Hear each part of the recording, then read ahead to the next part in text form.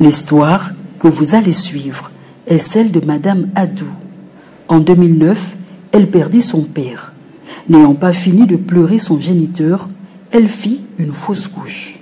Après, se succédèrent une série de décès de ses bébés. Cassée par cette succession de malheurs, elle était au bord de la dépression. Ce soir, je veux vous dire que Jésus a essuyé mes larmes. Parce que mon père est décédé en 2009, fin 2009. Pendant que je n'avais pas fini de pleurer, j'étais enceinte, j'ai fait une fausse couche en mars 2010. En mai 2011, je vais accoucher. Bébé reste en réa pendant 40 jours et il décède.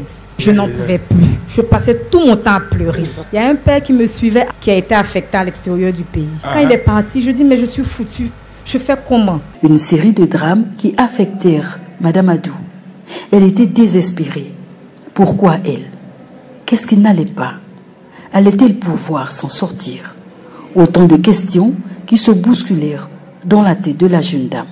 La situation s'aggrava lorsque le prêtre qui la suivait fut affecté hors du pays. Mais il existe un Dieu dans les cieux. Un Dieu qui ne dort ni ne sommeille. Un Dieu qui prend soin de ses enfants qui lui sont fidèles. J'ai une amie qui dit, mais Paco, mais juste à côté, va le voir. Je m'en vais, je demande rendez-vous, on dit samedi matin. Je dis, hey, ça là, je fais comment? On dit, bon, viens aux prières. Donc un soir, je vais aux prières, je finis, 21h, je dis, aujourd'hui, là, je dois le voir.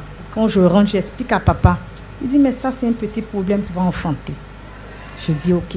Donc je continue, je tombe enceinte. Bon, pour tomber enceinte, là, c'est facile. Hein. Mais quand c'est là, c'est le combat maintenant. 2013, donc je suis enceinte, mais je viens mardi. Quand je quitte le boulot à 18h, je suis calée là-bas jusqu'à 21h30. Après, je commence à faire les rêves maintenant. Je vois que c'est pas simple. Jusqu'à après, j'accouche. Dieu merci, l'enfant reste.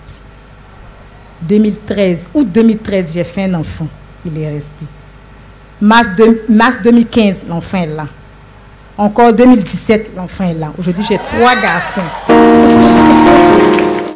Madame Adou fut violente parce qu'elle savait que son salut se trouvait dans l'arène de la liberté.